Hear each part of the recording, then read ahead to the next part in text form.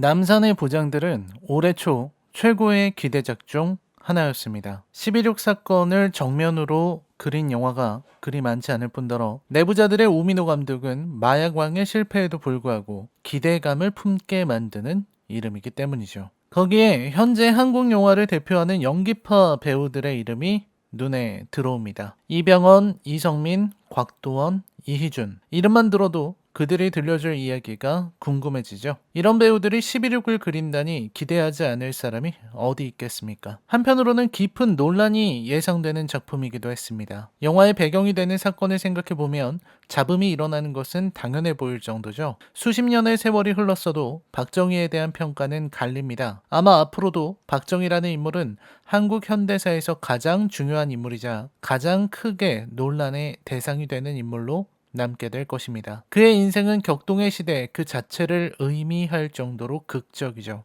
일제강점기 한국전쟁을 거칠 때도 4.19를 지나 스스로 일으킨 군사 쿠데타, 경제개발을 비롯해 집권 후반부 유신과 긴급조치, 김재규에 의해 죽음을 맞이하는 순간까지 파란만장한 역사 그 자체였습니다. 누군가는 그에게서 친일의 잔재와 잔인무도한 독재자의 모습을 읽고 누군가는 경제개발을 이끌고 나라의 기틀을 잡은 영웅의 모습을 읽지만 분명한 건 그를 알지 못하고는 우리나라의 현대사를 알 수 없다는 거죠. 11.6과 박정희를 영화에서 다룬다는 것은 참으로 쉽지 않은 일입니다. 박정희 정권의 말기를 그린 영화를 찾는 것도 쉽지 않습니다. 불과 20년 전까지만 해도 이런 영화를 만드는 것은 어려웠어요. 권위주의 정권 시절 박정희는 거의 성역처럼 여겨졌습니다. 임상수 감독이 그때 그 사람들을 낼 때만 해도 감독이 용감하다는 평가가 지배적이었고 유가족인 박지만, 박근혜 등이 상영금지 가처분 신청을 내기도 했습니다. 그 결과 새 장면이 잘려나간 채로 개봉하게 되었죠. 그런 일이 있었던 때가 2005년입니다. 먼 과거의 일이 아니고 또 참여정부 시절의 일이죠. 그전에도 11.6 근처의 일을 다룬 영화는 있었습니다. 신상옥 감독이 1994년에 선보인 증발 같은 작품이죠. 남산의 부장들에도 등장하는 김영욱의 이야기를 다뤘습니다. 다만 시대적 상황의 한계로 영화의 묘사가 지금 알려진 역사적 사실과는 많이 다르죠. 그런 면에서 남산의 부장들은 전작들과는 전혀 다른 환경에서 나온 작품입니다. 과거에 비해 11.6은 다양한 연구와 다큐멘터리, 드라마 등을 통해 대중들에게 충분히 알려져 있고 시간이 흐르며 11.6을 둘러싼 엄숙한 분위기는 많이 옅어졌습니다. 문제작 그때 그 사람들로부터도 15년이라는 세월이 흘렀죠. 그렇기에 여기에서 묻지 않을 수 없습니다. 어째서 11.6인가? 지금 이 시대에 11.6으로 무엇을 말하려고 하는 것인가? 그리고 이전에 나온 영화, 드라마에서 성취한 것을 넘어선 무언가를 보여줄 수 있는가와 같은 질문들이 뇌리에서 떠나지 않습니다. 그때 그 사람들 못지않은 뛰어난 배우들이 포진한 남산의 부장들은 기대를 넘어서는 작품이 될 수 있었을까요?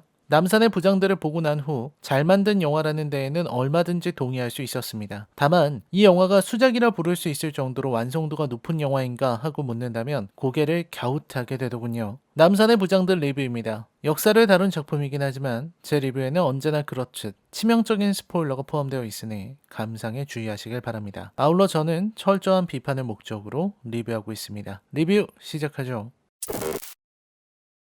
남산의 부장들은 11.6 사건이 벌어지던 날의 상황, 즉 김규평 중앙정보부장이 궁정동 안가에서 박통을 쏘기로 결심하고 휘하의 부하들에게 오늘이 거사의 날임을 알려주는 장면으로 시작합니다. 역사대로라면 박선호, 박흥주고 수미상관의 구조죠. 그리고 시간은 뒤로 흘러갑니다. 11.6 사건이 벌어지기 40일 전, 대한민국은 혼란의 시대를 맞이하고 있었죠. 영화에서 주목할 부분은 역사를 대하는 방식입니다. 영화는 11.6이 벌어지기 전에 있었던 역사적인 사건들을 담담하게 서술합니다. 마치 다큐멘터리를 떠올리게 할 정도로 사실을 전달하는 것에 집중하는 모습입니다. 그러면서 영화는 김규평, 아니 김재규의 내면에 집중합니다. 영화의 시선이 향한 곳은 곽도원이 연기한 박용각, 즉 김영욱이 코리아 게이트 사건으로 프레이저 청문회에서 발언하는 장면입니다. 한국 정부가 로비스트를 동원해 미국 관리들에게 수백만 달러의 뇌물을 제공했다고 폭로한 해당 사건은 박정희의 심기를 건드리기에 충분했습니다. 하지만 그보다 더 중요한 것은 해당 청문회 이후에 나온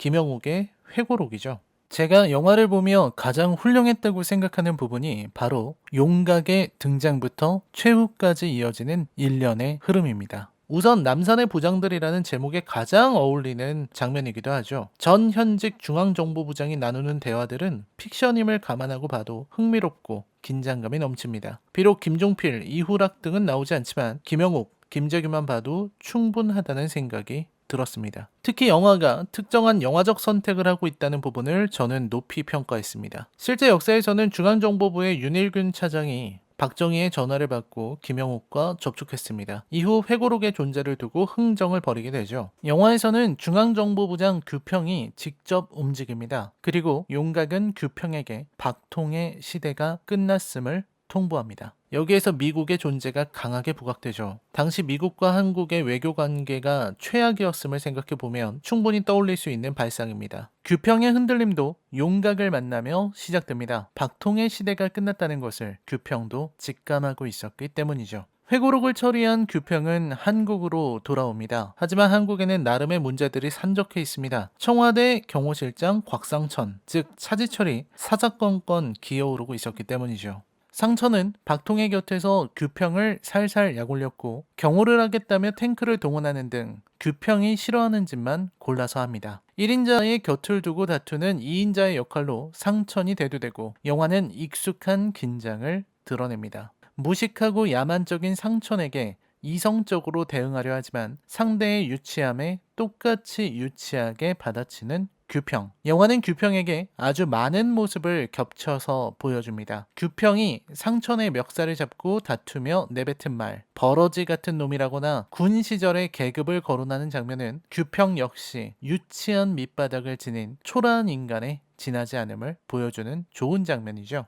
아무튼 문제는 다시 터집니다. 겨우 봉합되었다고 생각한 회고록 문제가 다시 터진 것이죠. 누군가가 중앙정보부에 잠입해서 회고록을 빼내고 그것을 일본을 통해 유출시킨 것으로 나옵니다. 실제 역사에서는 김영욱이 이중 행동을 한 것이지만 영화에서는 상상력을 발휘했죠. 이에 박통은 규평에게 문제의 대사를 합니다. 임자 옆에는 내가 있잖아. 임자 하고 싶은 대로 해. 라는 대사죠. 이는 박통이라는 캐릭터의 이중성을 제대로 보여주는 대사입니다. 영화에서 다소 많이 반복되어 아직까지도 회자되는 명대사, 마치 민족은 개돼지 같은 대사를 만들고자 고심한 의도가 훤히 드러난 것은 아쉽지만요.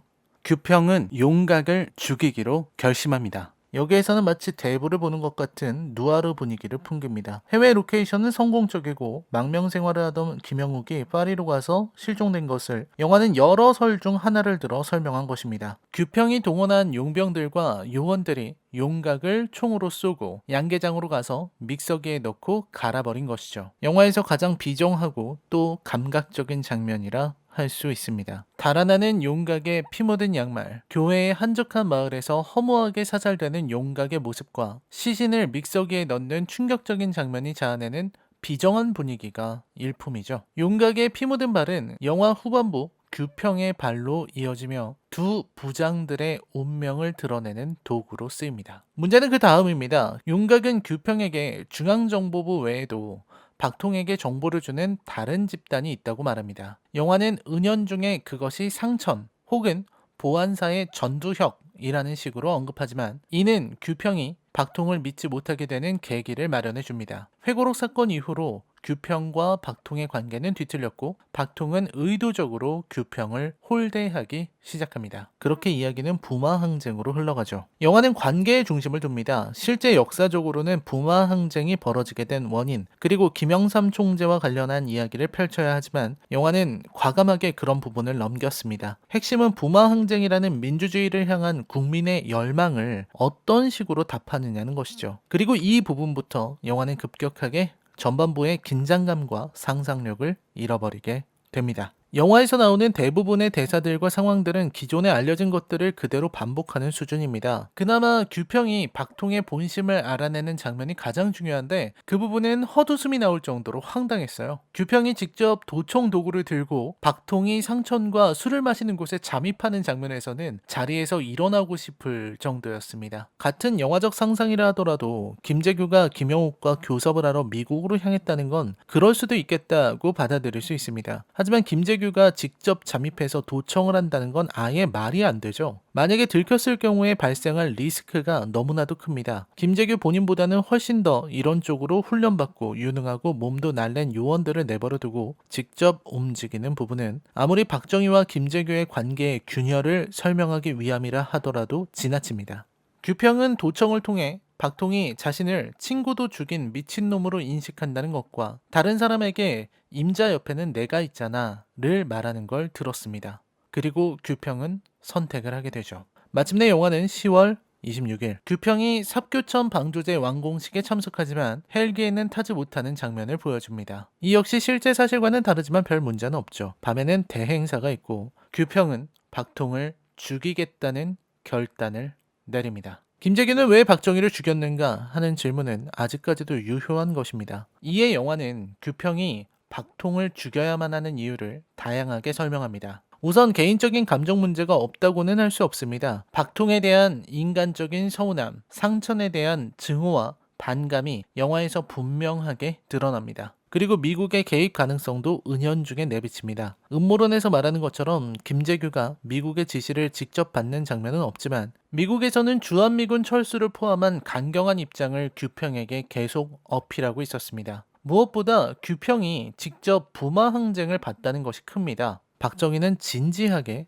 발포 이야기를 하고 있습니다. 국민에게 발포하겠다. 규평은 이걸 받아들일 수 없는 거죠. 저는 이 부분들이 모두 좋았습니다. 한 인간의 내면이 늘 또렷하게 있을 수는 없죠. 때로는 혼탁하고 어지러운 상태로 유지되기도 합니다. 문제는 그 다음입니다. 영화는 김재규, 아니 김규평을 5.16 쿠데타의 일원이라 말합니다. 이는 실제와는 다른 것이죠. 그리고 영화의 규평은 박통에게 왜 혁명을 했느냐고 묻습니다. 영화를 관통하는 중요한 대사입니다. 즉, 규평이 박통을 혁명의 배신자로 규정했고 민주주의의 적이자 국민을 학살하려 하는 악인을 살해했다는 식의 흐름으로 나옵니다. 저는 이 부분이 아쉽더군요. 물론 영화는 중립을 유지하려 애씁니다. 마지막 장면이 끝나고 영화는 김재규가 재판을 받으며 했던 말과 전두환 보안사령관이 김재규의 범행을 평하면서 했던 말을 나란히 보여주며 중립적인 태도를 취한 것이죠. 하지만 영화는 김재규의 개인적인 비리나 어둠에 대해서는 언급하지 않았고 박정희는 철저하게 이중적인 악인으로 그려냈습니다.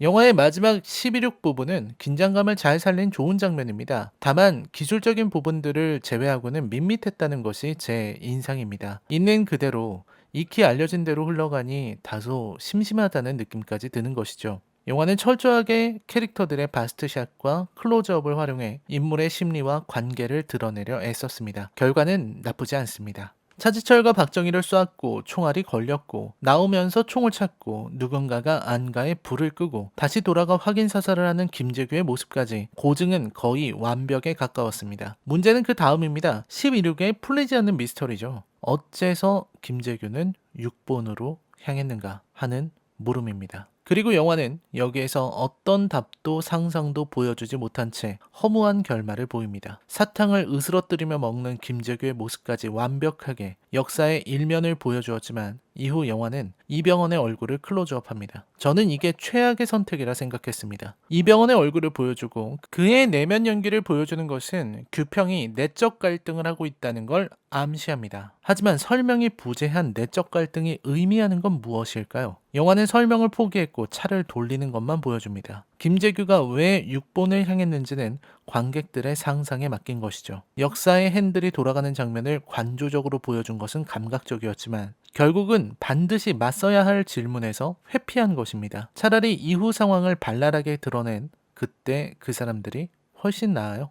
아쉬운 건 너무나도 많습니다. 우선 상천의 캐릭터는 당장 휴지통에 버려야 할 정도로 형편없습니다. 차지철이라는 인물을 지나치게 평면적인 악당으로 표현했어요. 차지철 역시 입체적인 인간이고 출신과 살아온 삶의 방식, 내면을 생각해보면 충분히 입체적으로 그려낼 수 있습니다. 영화에서 차지철이 김재규와 갈등을 일으키게 되는 이유를 설명하고 그의 성격과 강점을 제대로 묘사했다면 김재규의 내적 갈등이 훨씬 더 빛났을 것입니다. 이는 박통도 마찬가지입니다. 사실 남산의 부장들의 박정희는 그때 그 사람들의 박정희보다도 더 추악하고 너절한 캐릭터죠. 그때 그 사람들의 박정희는 여자 밝히고 무능한 영감탱이고 더러운 변태적 욕망으로 가득한 인물이지만 그래도 희화화된 캐릭터죠. 반면 남산의 부장들에서는 여색을 밝히는 부분은 없애되 돈과 권력을 향한 욕망은 적나라하게 드러냅니다. 상천에 비하면 훨씬 나은 캐릭터이지만 평면적인 건 매한가지죠. 차라리 규평이 긍정적으로 봤던 5.16 당시 집권 초기의 박통, 그리고 규평이 곁을 지키겠다고 다짐할 만큼 믿음을 줬던 모습들을 다각도로 보여줬다면 박통의 캐릭터도 규평의 캐릭터도 더욱 빛났을 것입니다. 아무래도 현실의 상황을 고려한 것이겠지만 박근혜, 최태민의 이야기를 완전히 배제한 것도 아쉽습니다. 영화에서 완벽을 바랄 수는 없고 영화의 흐름상 불필요하다고 여기는 것도 동의할 수 있지만 김재규의 선택에 영향을 끼쳤을 법한 최태민 관련 에피소드가 전혀 등장하지 않는 것은 의아한 부분이죠. 김재규가 영웅인지 범죄자인지 그가 한 행위가 의거인지 무의미한 암살에 불과한지는 영화평과는 무관한 것이라 생각합니다. 남산의 부장들은 확실히 잘 만든 이야기입니다. 다소 고증해서 아쉬운 부분도 있고 영화적 상상력이 부족한 장면들이 눈에 밟히지만 이 정도면 나쁘지 않은 영화죠. 특히 촬영과 감각적인 연출이 빛났습니다. 이병헌의 연기는 말할 것도 없이 훌륭했습니다. 이제 김재규를 생각하면 이병헌이 떠오를 정도입니다. 이성민은 거의 박정희와 흡사하게 보이기까지 합니다. 차지철을 연기하기 위해 살을 찌웠다는 이희준도 무척 훌륭했습니다. 캐릭터의 형편없음과는 달리 이희준의 차지철 해석은 칭찬을 받아야 한다 생각해요. 제가 가장 좋아하는 캐릭터는 전두환입니다. 마지막에 보안사령관이나 되는 양반이 더블백 들고 금고 털러 오는 장면은 좀 우스웠지만 그래도 영화 내내 별다른 대사도 없이 철저한 기회주의자의 모습을 아주 예리하게 표현했다고 생각합니다. 말 그대로 씬 스틸러죠. 그럼에도 불구하고 저는 그때 그 사람들이 훨씬 좋은 작품이라 생각합니다. 흥행은 못했지만 그때 그 사람들이 지닌 블랙 코미디적 감성과 과감함 그리고 메시지의 뚜렷함, 시대를 넘어선 연출은 위대했다고 생각해요. 남산의 부장들은 진중하고 무거운 누아르적 분위기가 일품이지만 글쎄요, 굳이 두 영화 중 하나를 선택해서 추천하라면 저는 그때 그 사람들입니다. 11.6 그때의 총성이 다시 들리게 한 영화. 남산의 부장들에 대한 제 평점은 10점 만점에 6점입니다. 여러 약점에도 불구하고 이 영화는 볼만합니다. 수작의 반열에 오르기는 어려워도 충분히 좋은 영화라고 생각합니다. 특히 이런 진지한 드라마를 원하시는 분들께는 더할 나위가 없죠. 라인의 컬처 쇼크 영화 리뷰는 계속됩니다. 시청해주셔서 감사합니다. 저는 다음 리뷰에서 뵙겠습니다. 안녕히 계십시오.